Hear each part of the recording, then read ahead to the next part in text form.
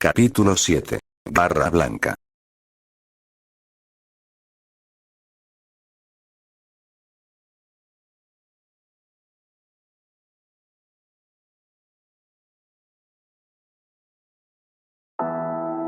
En un sector remoto del monte la oscuridad ocultaba una historia muy distinta. En una zona donde el cerco militar aún no se había cerrado, dos figuras se abrían paso entre la maleza con una desesperación ciega. Eran el Rata y el Kevin, dos delincuentes de poca monta que, ajenos a las noticias y a la verdadera naturaleza de lo que acechaba en el monte, creyeron que la noche era la oportunidad perfecta para hacer dinero fácil. Venían de asaltar una tienda de conveniencia cerca de la carretera. Lo que debía ser un robo rápido terminó en tragedia cuando asesinaron a quemarropa a un cliente que intentó interponerse. Te pasaste de pendejo, Kevin. Te dije que nada más le dieras un susto. Ya no es un simple asalto, ahora traemos un muerto encima. Gritó el Rata, tropezando con una raíz y jadeando de puro pánico. Cállate el hocico y corre. El tipo se puso al brinco. Además, la chota ni va a saber qué onda. Nos perdemos en el cerro y ya la libramos. Respondió el Kevin, apretando una pistola contra su pecho. Pero su ignorancia era su peor enemiga. No sabían que el monte ya no era un refugio, sino una zona de caza. A lo lejos, luces rojas y azules indicaban que una patrulla de la policía estatal, furiosa por el crimen en la tienda, les pisaba los talones. Tras correr por un sendero casi inexistente, desembocaron en un claro que se abría hacia un estanque natural de gran tamaño. El agua, de un tono verdoso claro y sospechosamente quieta, reflejaba la luz de la luna entre las nubes. Era un lugar de una belleza irreal, pero para ellos fue una trampa definitiva. El estanque estaba rodeado por riscos de piedra altos que les impedían seguir huyendo. Ya nos cargó el payaso, no hay por dónde salir. Chilló el Rata, llegando a la orilla del agua, con el sudor corriéndole por la cara. Por el camino que venían, las luces de las linternas policiales comenzaron a filtrarse entre los árboles. Los oficiales se desplegaron en semicírculo, apuntando sus armas hacia los delincuentes que estaban de espaldas al agua verde. Suelten el arma y pongan las manos arriba. Están acorralados, no tienen a dónde ir. Gritó un oficial desde la penumbra. El Kevin, con los ojos desorbitados, miró hacia el estanque y luego hacia los oficiales. Ninguno de los presentes entendía por qué el agua estaba tan quieta, ni por qué no se escuchaba ni un solo animal en los alrededores. Bajo esa superficie verde y clara, algo mucho más antiguo y hambriento que la justicia humana estaba observando las siluetas que se agitaban en la orilla, esperando el momento exacto para reclamar su territorio. La tensión en la orilla del estanque era tal que el aire parecía a punto de estallar. Los policías mantenían sus armas fijas en los criminales, y el Kevin, con el dedo en el gatillo de su pistola, dudaba entre disparar o rendirse. Fue entonces cuando el agua verde, hasta entonces como un espejo, comenzó a distorsionarse. Lentamente, una figura aterradora emergió de las profundidades. Primero apareció una cresta baja y ósea, seguida de un hocico inusualmente largo y estrecho, muy similar al de un cocodrilo, lleno de dientes cónicos que brillaban bajo la luna. El animal medía casi 3 metros de alto y su cuerpo estaba cubierto de una piel rugosa de color marrón. Sus brazos eran largos y terminaban en manos poderosas con una garra central especialmente grande y afilada. Se movía con una elegancia letal, sacudiendo el agua de sus costados mientras sus ojos ambarinos se fijaban en los intrusos que perturbaban la tranquilidad del estanque. Tanto los policías como los delincuentes, paralizados por la incredulidad, giraron sus armas hacia la bestia que acababa de salir del agua. El silencio fue absoluto por un segundo, roto solo por el goteo constante del agua cayendo desde el vientre del animal. A su puta madre. ¿Qué es esa cosa? Gritó el Rata, perdiendo los estribos. Preso del pánico y viendo un pequeño hueco entre los riscos de la derecha, el Rata soltó la mochila con los celulares y emprendió una carrera desesperada hacia la maleza. No llegó a dar ni 10 pasos. De entre las sombras de un sauce llorón cercano, un segundo ejemplar, un poco más pequeño pero igual de letal, se lanzó en una emboscada perfecta. El Rata no tuvo tiempo ni de gritar. El depredador lo atrapó, hundiendo sus mandíbulas alargadas en su hombro, mientras que sus garras delanteras se enterraban sus costados para inmovilizarlo. El Kevin y los policías observaron con horror cómo el delincuente forcejeaba inútilmente entre las fauces del segundo animal, mientras el ejemplar más grande, el que acababa de salir del estanque, soltaba un siseo vibrante que hacía temblar el agua a sus pies, preparándose para atacar. El pánico detonó el caos. Los oficiales, entrenados para lidiar con hombres pero no con animales y menos de este tipo, apretaron los gatillos de sus armas de cargo al unísono. El Kevin, temblando, vació el cargador de su pistola vieja. El estruendo de los disparos llenó el claro, pero para horror de todos, las balas de calibre corto apenas parecían penetrar la dura y rugosa piel del animal. Los proyectiles dejaban pequeños orificios que apenas hacían sangrar a la bestia, provocando en ella no miedo, sino una furia ciega. Al ver que su compañero era atacado por el fuego cruzado, el segundo ejemplar que aún sostenía al rata entre sus fauces soltó el cuerpo inerte del delincuente y se unió a la carga. En un acto desesperado de supervivencia, el Kevin y los oficiales se olvidaron de quién era el criminal y quién era la ley. Se agruparon hombro con hombro, disparando hacia las sombras, pero la unión fue en vano. Los animales se movían con una agilidad que desafiaba su tamaño, utilizando sus hocicos alargados como pinzas mortales y sus garras curvas como ganchos de carnicero.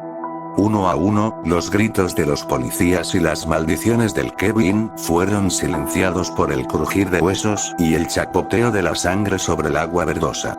Cuando el último de los hombres cayó y el silencio volvió a reinar en el estanque, solo interrumpido por el goteo de la lluvia, se reveló la verdadera y desgarradora razón de tanta ferocidad. Desde el centro del estanque, donde el agua estaba más turbia, 3 cabezas diminutas y alargadas emergieron con timidez. Eran 3 crías, réplicas exactas, pero a escala de sus padres, que habían permanecido ocultas bajo la superficie y entre las raíces de los riscos durante todo el enfrentamiento. Los pequeños comenzaron a emitir unos chirridos agudos y vibrantes, llamando a sus padres mientras nadaban hacia la orilla. Los 2 depredadores masivos, con los hocicos manchados de rojo, emitieron un siseo suave y protector en respuesta. No habían atacado por simple maldad o hambre azarosa. Estaban defendiendo el único rincón del mundo que les quedaba para proteger a su descendencia.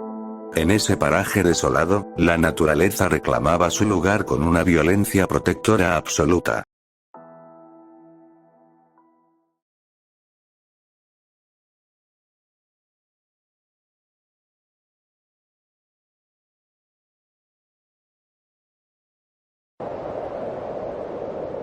El trayecto en el camión blindado fue oscuro y silencioso. Los militares no pronunciaron una sola palabra, limitándose a observar con frialdad a los recién llegados. Al cabo de unos 40 minutos, el vehículo se detuvo frente a un gran despliegue de tiendas de campaña, reflectores y vehículos de apoyo. El campamento base establecido fuera de la zona de exclusión. En cuanto descendieron, el ambiente se sintió distinto. Fueron conducidos a un área de descontaminación médica y, aunque el protocolo era estricto, cumplieron la promesa de darles un trato digno. Les proporcionaron mantas térmicas, raciones calientes de comida de campaña y botellas de agua purificada.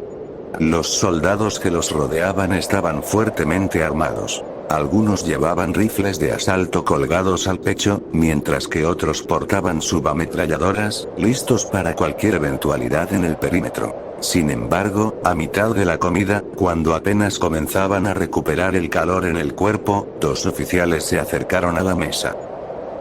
Ustedes 2, acompáñenos. Dijo uno de los soldados, señalando a Maximiliano y a Ariel con un gesto seco. Oigan, espérense. ¿Por qué los separan? Preguntó doña Camila, dejando su taza de caldo y aferrándose al brazo de Nicole con un reflejo de protección. No se preocupe, señora. No les va a pasar nada malo. Solo necesitamos hacerles unas preguntas de carácter confidencial sobre lo que vieron ahí dentro. Es protocolo de seguridad. En 10 minutos se los devolvemos. intervino el sargento que los había rescatado en el bosque, apareciendo detrás de los soldados a pesar de la duda. Maximiliano asintió con la cabeza, indicándole a Camila que estuviera tranquila. Max y Abdiel fueron conducidos a una tienda de campaña más amplia, iluminada por lámparas de emergencia y equipada con mapas topográficos y radios de comunicación. Los sentaron en unas sillas de campaña de lona frente a una mesa de metal. Un oficial de mayor rango, con el uniforme impecable y expresión severa, se cruzó de brazos y los miró fijamente antes de hablar. Señor Maximiliano, Abdiel, sabemos que estuvieron en el epicentro de la zona roja. Queremos saber exactamente cómo lograron sobrevivir al territorio del Titán y, sobre todo, cómo se las arreglaron para escapar de los depredadores pequeños. Necesitamos que nos cuenten todo con lujo de detalles. Comenzó el oficial, apoyando ambas manos sobre la mesa. El ambiente dentro de la tienda de campaña era denso, impregnado por el olor a café de sobre y el humo de un cigarrillo que el oficial, un hombre de unos 40 años con corte de cabello militar y mirada gélida, dejaba consumir en un cenicero de metal. Sobre la mesa plegable había mapas topográficos de papel marcados con plumones rojos, cuadernos de espiral y un par de radios de frecuencia análoga que escupían estática intermitente. Maximiliano y Abdiel comenzaron a relatar lo ocurrido.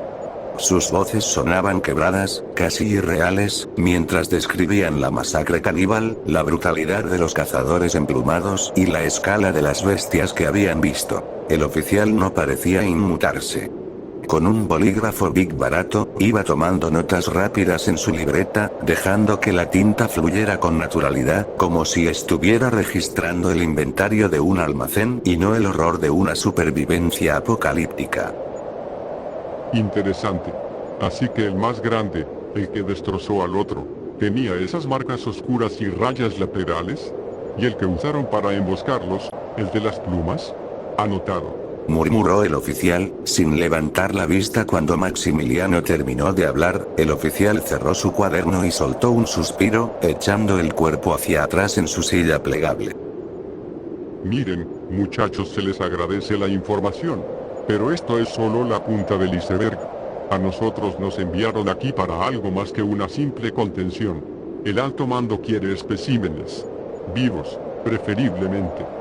Dijo, cambiando el tono a uno más relajado, como si estuviera contando una anécdota de pesca. El oficial deslizó una fotografía revelada en laboratorio sobre la mesa. En ella se veía una criatura masiva.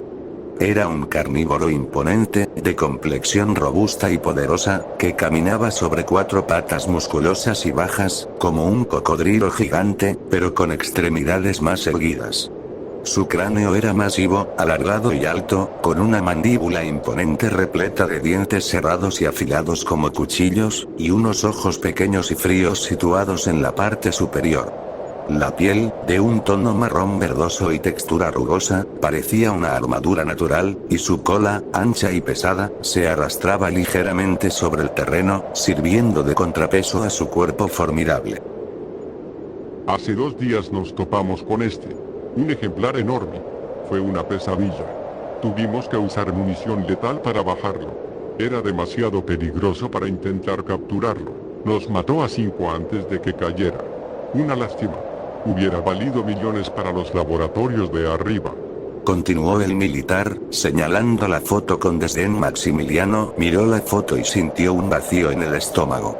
Sabía que si se habían topado con eso, el monte estaba mucho más poblado de lo que imaginaba. ¿Por qué nos cuenta esto? Nosotros no somos sus soldados. No, no lo son. Pero conocen el terreno, saben cómo se mueven, cómo reaccionan. La mayoría de mis hombres tienen miedo, y el miedo causa errores. Ustedes han sobrevivido a lo imposible. Respondió el oficial, inclinándose hacia adelante, entrelazando sus dedos. El oficial volvió a abrir su cuaderno y miró a Abdiel. Necesitamos detalles, patrones de sueño, lugares donde se esconden para proteger a sus crías. ¿Qué los atrae? ¿Qué los espanta? Si nos ayudan a trazar un plan para capturar a un par de estas criaturas vivas, sin que mis hombres terminen como carne picada, les prometo que cuando terminemos, No solo les daremos el paso libre fuera de este sector, sino que les daremos escolta hasta el centro de la ciudad. Negocio cerrado, ¿qué dicen? La propuesta pendía en el aire, pesada y peligrosa. Abdiel miró a Maximiliano.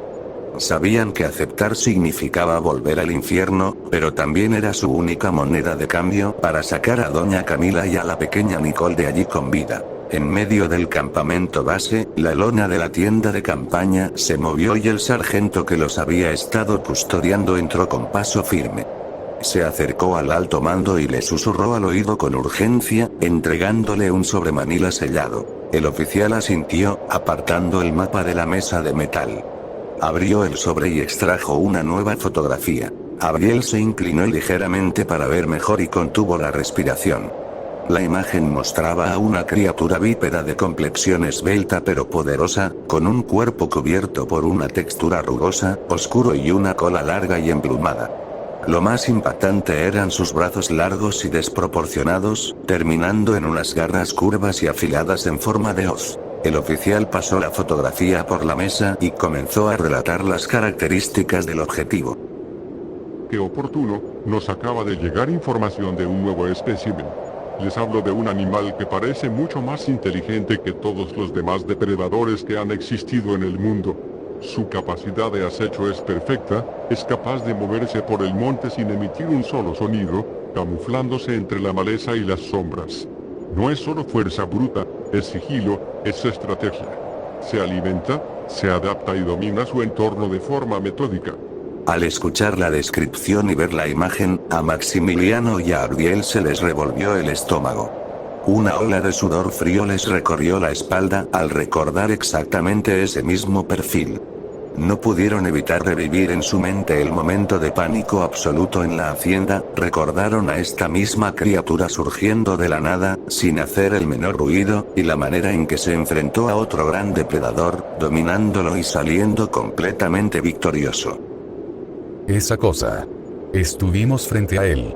No lo escuchamos llegar. Susurró Maximiliano, apretando los puños sobre la mesa hasta que los nudillos se le pusieron blancos. El oficial golpeó la mesa con el dedo, sonriendo con una frialdad que inquietó a ambos hombres. Exactamente. Por eso son ustedes la pieza clave. Saben a qué se enfrentan y han sobrevivido para contarlo. Necesitamos su ayuda para localizar y rastrear a este ejemplar, y sobre todo, para idear una estrategia que nos permita capturarlo con vida. Ayúdennos a estudiar sus patrones y a preparar la trampa, y les doy mi palabra de que saldrán de aquí. No solo serán liberados de inmediato, sino que se borrarán todos sus registros y no tendrán ningún tipo de cargos. Ni ustedes ni su familia. Abdiel sintió un nudo en el pecho y, sin poder contenerse, tomó la palabra para aclarar la situación frente al oficial. Usted no entiende, comandante, no es solo que se mueva en silencio. De no haber sido por el otro depredador, el más grande que peleó contra él en la hacienda, no la habríamos contado. Esa cosa estaba decidida a eliminarnos antes de que ustedes llegaran. Es impredecible. El oficial se quedó en silencio unos instantes, procesando las palabras de Abdiel, pero su mirada no vaciló. Sabía que el riesgo era inmenso, sin embargo, el valor de la información superaba cualquier duda. Con un tono firme y carente de empatía, les reiteró la oferta sobre la mesa. Eso me confirma que ustedes son los únicos que han visto su comportamiento real en el campo, muchachos. Les repito la oferta, ayúdenos a estudiar su rastro y a acorralarlo, y les aseguro que tanto ustedes como su familia saldrán de aquí libres y sin ningún cargo en su contra. Es su boleto de salida, no tienen otra opción en este perímetro. Maximiliano miró a Abdiel con una mezcla de amargura y resignación. Sabían perfectamente que, sin armas y rodeados de soldados, negarse equivalía a ser tratados como prisioneros de forma indefinida. Con los dientes apretados, Maximiliano asintió lentamente. Está bien, aceptamos. Pero más les vale cumplir con su parte del trato cuando esa cosa esté en sus jaulas. Dijo Maximiliano con sequedad. El alto mando esbozó una leve sonrisa, complacido por haber cerrado el trato. Se levantó de la silla de campaña y les indicó que lo siguieran. Me alegro de que seamos sensatos. Han pasado una noche muy larga y el monte no perdona a los hombres cansados. Vengan por aquí, les prepararemos un catre en la tienda de suministros para que puedan descansar y recuperar fuerzas. Me alegra que serán parte de la operación Garra Blanca, respondió el oficial mientras caminaban hacia la salida de la tienda. Los llevaron a una tienda de campaña más alejada del ruido, donde encontraron unos catres de lona militar y un par de mantas térmicas. El oficial los dejó solos con la advertencia de que debían estar listos al mediodía para revisar los mapas y alistarse para la operación de captura. Abdiel se dejó caer sobre el catre, con el cuerpo adolorido y la mente divagando sobre lo que les esperaba al adentrarse de nuevo en el monte, mientras Maximiliano se sentaba en el borde, encendiendo un viejo fósforo para iluminar la penumbra y prepararse para la cacería.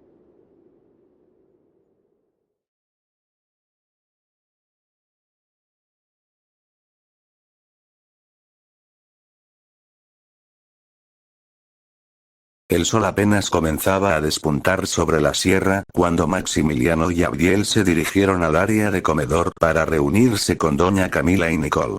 El aire estaba frío y cargado de humedad, pero el reencuentro con ellas les dio un respiro momentáneo. Mientras desayunaban en silencio, los dos hombres les explicaron la situación con cuidado, evitando los detalles más crudos para no asustar más a la niña. Les contaron que debían cumplir con una última misión para el ejército, rastrear a la criatura que habían visto en la hacienda y que, a cambio, el alto mando garantizaría su libertad total. Ustedes dos se quedarán aquí, en el campamento.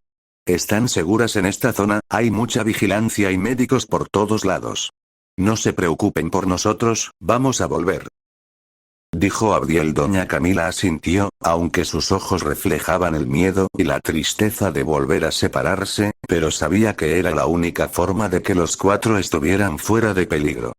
Nicole, con sus grandes ojos tristes, se acercó a Abdiel y lo rodeó con los brazos. Abdiel se arrodilló para corresponder al abrazo, sintiendo como la niña se aferraba a su ropa. Te voy a volver a ver, Abdiel.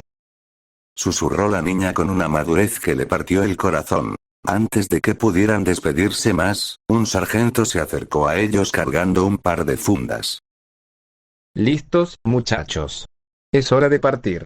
Órdenes del comandante. Les regresamos su armamento para el trabajo de campo. Dijo el militar, colocando el equipo sobre la mesa. Al abrir las fundas, Maximiliano tomó entre sus manos su pesado fusil de asalto G3, revisando el mecanismo por costumbre y sintiendo su peso familiar. Por su parte, Abdiel recibió su pistola Obregón 45 y el subfusil MP5, comprobando que estuvieran limpios y listos para la acción. Cuídense mucho. Les dijo doña Camila, dándoles un último abrazo y haciendo la señal de la cruz en la frente de cada uno, antes de que los soldados los hicieran retroceder. Maximiliano y Abdiel caminaron en silencio hacia la salida del campamento. Frente a las tiendas de campaña aguardaba un vehículo militar todoterreno, un jeep blindado con las llantas salpicadas de lodo de la noche anterior. Subieron en la parte trasera, sintiendo el rugir del motor de 8 cilindros cuando el vehículo arrancó, levantando gravilla y adentrándose por el camino de terracería que llevaba de nuevo a la zona roja.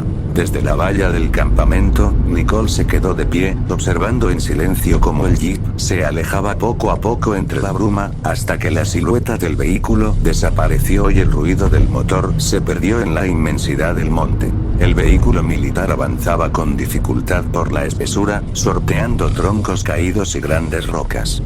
El silencio en el interior era absoluto, solo roto por el rugido del motor y el crujido de las ramas golpeando contra la carrocería reforzada. Abdiel, sentado al lado de Maximiliano en la parte trasera, observaba el paisaje con una mezcla de cautela y curiosidad. De repente, el convoy frenó en seco. Alto. Ordenó el sargento desde el asiento del copiloto, levantando la mano. No fue por una amenaza, sino por lo que tenían delante. A pocos metros, donde el bosque se abría en una meseta de vegetación alta, un grupo de figuras colosales caminaba con una tranquilidad que parecía desafiar el paso del tiempo. Eran gigantes, verdaderas montañas de carne y hueso que hacían que los árboles centenarios a su alrededor parecieran simples arbustos. Tenían el cuello increíblemente largo, terminando en cabezas pequeñas que se movían con una elegancia hipnótica mientras deshojaban las copas de los árboles con precisión quirúrgica. Sus patas eran gruesas, como columnas de piedra cargadas de músculo, y sus colas, largas y potentes, actuaban como un contrapeso mientras se desplazaban sin hacer el menor ruido. Su piel, de un tono grisáceo y rugoso, parecía el cuero de un elefante, marcado por 1000 batallas contra el entorno. Maximiliano, un hombre que había visto de todo en su carrera militar, se quedó con la boca entreabierta, olvidando por un momento el rifle que descansaba sobre sus piernas. Abriel, a su lado, estaba sencillamente maravillado. No puede ser. Son hermosos. Son colosos, muchacho. He visto tanques, he visto aviones, pero nada te prepara para ver a algo así respirando a unos metros de ti. Es como si el tiempo se hubiera detenido hace millones de años. Incluso los soldados, que llevaban días cazando y siendo cazados, bajaron sus armas. Había algo en la paz de esos gigantes que, por un breve instante, logró disipar el miedo a la muerte que los perseguía. Eran el recordatorio de que, a pesar de la tecnología humana y de los depredadores sanguinarios, el mundo todavía albergaba maravillas que superaban cualquier escala conocida. Sin embargo, el hechizo se rompió cuando el alto mando, que viajaba en el vehículo principal, golpeó la radio. Procedan. No tenemos todo el día. Recuerden que venimos a cazar, no a hacer turismo. La voz metálica del oficial cortó el ambiente, devolviéndolos a la realidad. Maximiliano suspiró, cerrando los ojos un segundo antes de volver a ponerse en alerta. Tiene razón el jefe. Disfruta la vista mientras puedas, pero no bajes la guardia. Esas cosas son tranquilas, pero si algo las asusta, podrían aplastarnos sin darse cuenta. Dijo con amargura, golpeando suavemente el hombro de Abdiel. El jeep retomó la marcha, dejando atrás a los gentiles gigantes que continuaban su paso lento entre los árboles. El objetivo ahora era claro. La vieja hacienda en las faldas de la montaña, donde se decía que el objetivo había sido visto por última vez. Cada metro que recorrían los acercaba más a la trampa que debían preparar, y más lejos de la tranquilidad que, por un momento, habían creído encontrar. El traqueteo del vehículo cesó abruptamente cuando los neumáticos se hundieron en el barro de un camino secundario cubierto por la maleza. El sargento apagó el motor y dio la orden de descenso con un gesto seco de la mano. Hasta aquí llegamos, muchachos. El resto es a pie, indicó el oficial, llevando la mano al seguro de su rifle. Los soldados, equipados con chalecos tácticos, se desplegaron en formación de abanico. En el centro caminaban Maximiliano y Abdiel, con sus armas terciadas al pecho y los sentidos alerta.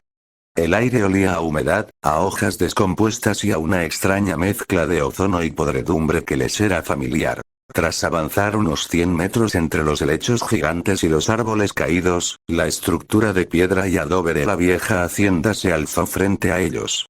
Era la misma de la que habían huido aterrorizados. El portón de madera estaba astillado, y las ventanas rotas dejaban ver un interior oscuro y lúgubre. Adentro. Revisen las esquinas, no quiero sorpresas, ordenó el sargento en voz baja. El grupo ingresó con paso firme, las botas crujiendo sobre el suelo de tierra y losas agrietadas. Al pasar por una de las habitaciones principales, Abdiel se detuvo un instante, señalando con la mirada una esquina.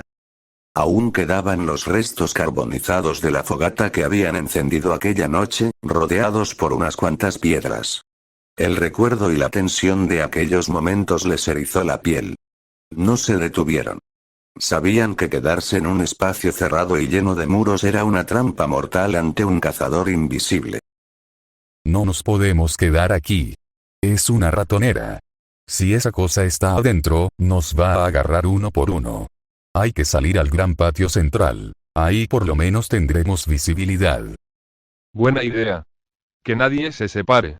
El grupo cruzó el vestíbulo y salió al patio central de la hacienda. El espacio era amplio, flanqueado por los restos de los muros de piedra y dominado por un viejo pozo de agua en el centro. La maleza había crecido, pero al menos el cielo estaba abierto y el riesgo de una emboscada vertical era mucho menor. Formaron un perímetro defensivo apuntando hacia las arcadas derruidas. Maximiliano levantó su G3, mientras que Abdiel revisaba el área con su MP5, sintiendo el viento frío de la sierra golpear sus rostros y esperando el momento en que el objetivo decidiera mostrarse. El viento en el patio central de la hacienda parecía haberse detenido. La tensión era palpable, y el peso de las armas listas para disparar no lograba calmar el sudor frío que recorría la frente de los soldados. De pronto, el silencio sepulcral que dominaba fue interrumpido por un eco desconcertante. En la lejanía, surgiendo desde la espesura del monte, no se escuchaba el rugido gutural de un depredador común, sino una serie de sonidos agudos y modulados. Parecían murmullos roncos y distorsionados, casi como voces humanas guturales o el canto lastimero de algo que imitaba la comunicación. El miedo comenzó a apoderarse de Abdiel. Sus manos, que sostenían el subfusil, temblaron ligeramente al recordar el terror que había vivido en ese mismo lugar. A su lado, Maximiliano apretó los dientes y los soldados, a pesar de su entrenamiento, comenzaron a mirar a su alrededor con evidente nerviosismo. Atentos, el objetivo se acerca. Susurró el sargento con el rostro tenso. Por orden directa del alto mando, que observaba la formación desde la parte trasera, los soldados cambiaron rápidamente a armas de cargadores por cápsulas de gas y dardos tranquilizantes. El plan de captura debía ejecutarse en cuanto tuvieran la oportunidad. El aire se enfrió aún más cuando una sombra se materializó en la gran entrada de piedra de la hacienda. Lentamente, la criatura de complexión esbelta, garras en forma de hoz y cuerpo cubierto de plumas emergió de entre las ruinas. Todos los presentes se paralizaron al unísono, conteniendo la respiración ante la imponente figura que los observaba con inteligencia y frialdad. Al tener al animal más cerca y bajo la luz de la mañana, Maximiliano y Abdiel pudieron notar un detalle desgarrador en el lado izquierdo de su rostro. Una gran y profunda marca de quemadura que iba desde la base de la mandíbula hasta el borde del ojo. La piel estaba cicatrizada, endurecida y desprovista de plumaje en esa zona, dándole un aspecto siniestro. En las mentes de los presentes comenzó el debate silencioso, tratando de adivinar el origen de aquella herida. La quemadura no parecía producto del fuego militar, ni de las bengalas, ni de la tecnología moderna de los campamentos.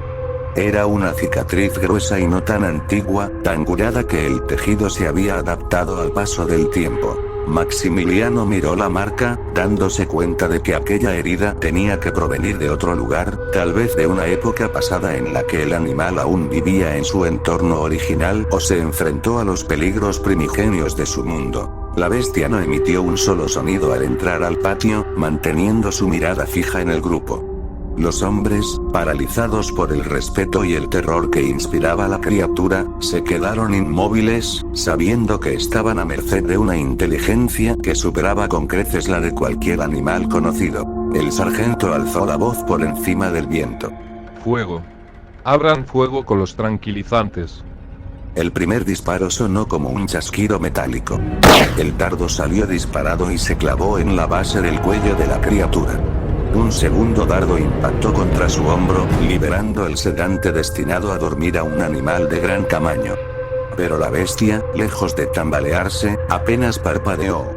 La dosis, calculada para un depredador estándar, parecía no tener efecto inmediato en su organismo hiperdesarrollado. Con una velocidad que desafiaba su tamaño, el animal se abalanzó sobre el pelotón antes de que pudieran recargar. Su cuerpo se movió como un látigo emplumado, esquivando la mayor parte de la línea de fuego. El soldado que sostenía el tranquilizante fue el primero en caer, arrojado a varios metros por un fuerte golpe con la cola del animal. Otro de los militares intentó levantar su subfusil, pero la criatura fue más rápida. Con un movimiento de sus enormes garras en forma de hoz, lo destripó a través del chaleco táctico, incapacitándolo al instante. Los gritos de dolor resonaron en las paredes de adobe. No dejen que se acerque. Fuego real. Gritó Maximiliano. El veterano alzó el fusil G3 y apretó el gatillo. El estruendo de los disparos inundó el patio. A su lado, Abdiel descargó una ráfaga con su MP5, seguidos por los soldados restantes que disparaban con sus armas automáticas. Las chispas saltaron en las paredes de piedra, pero el animal era demasiado ágil. Giraba y saltaba entre las ruinas con una fluidez fantasmal. Las pocas balas que lograron impactar en su cuerpo producían un sonido seco. Apenas lograban rasgar la piel rugosa, dejando salir pequeños hilos de sangre oscura que no disminuían en absoluto su ferocidad. Lejos de detenerse, la bestia utilizó la misma estructura de la hacienda para cubrirse de las balas, acorralando al sargento contra una de las esquinas del pozo de agua. La hacienda se convirtió en un escenario de caos y polvo. Los casquillos caían sobre el suelo de tierra mientras la criatura se preparaba para eliminar el último punto de resistencia del pelotón.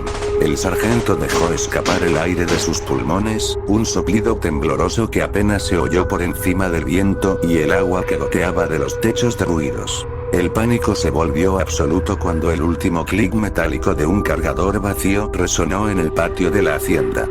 Los soldados, con los ojos desencajados, buscaron munición en sus chalecos.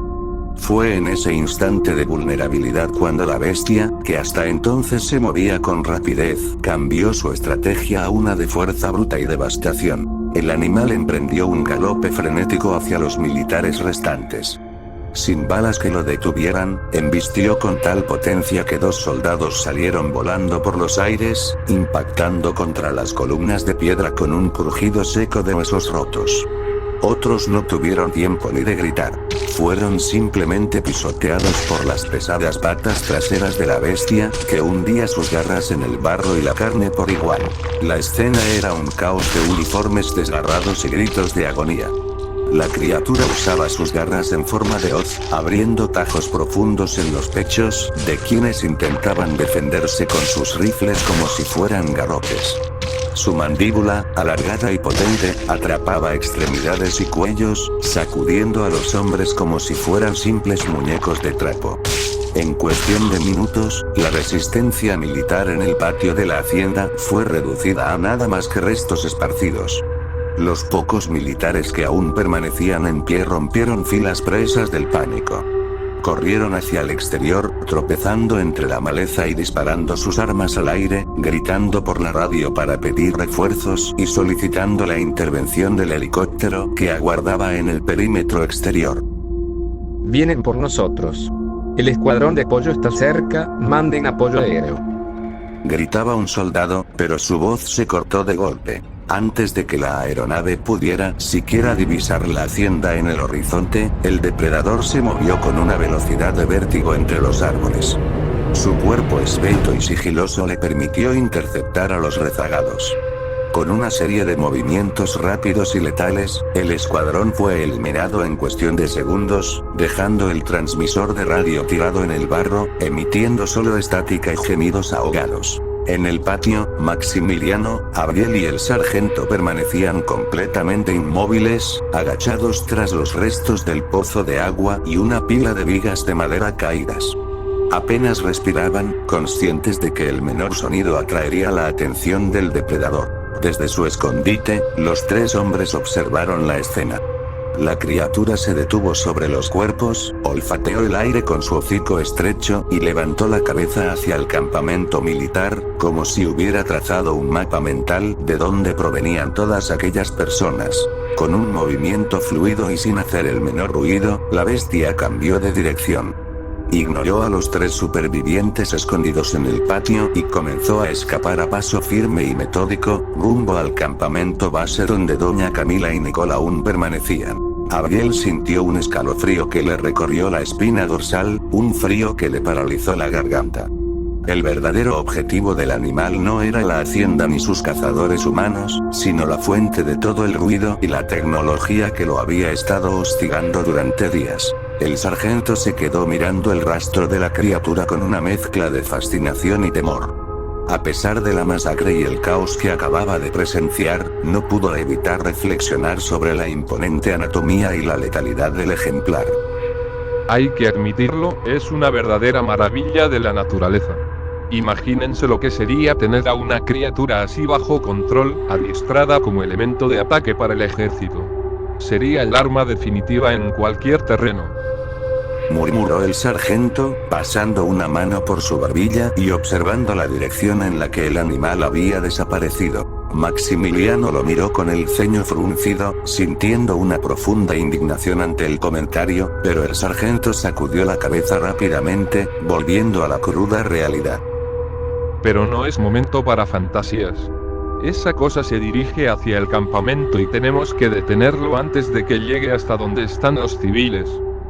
Sin perder un segundo, el sargento, Maximiliano y Abdiel salieron de su escondite y se dirigieron a toda prisa hacia el vehículo que habían dejado oculto cerca del camino. El sargento se subió al asiento del piloto y encendió el motor del jeep blindado.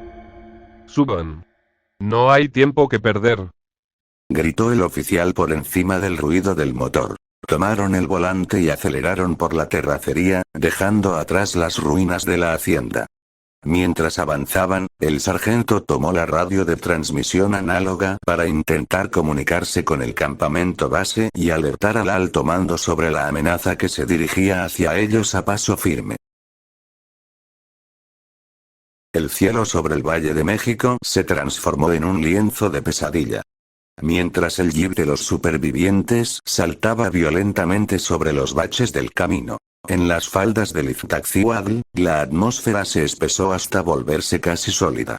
El zumbido constante, ese ruido blanco que había acompañado a la zona de exclusión, subió de tono. De repente, la realidad misma pareció dar un suspiro final. Las brechas, aquellas heridas sangrantes por donde se filtraba el pasado, empezaron a implosionar. No fue un proceso lento. Fue una purga sistemática de la naturaleza.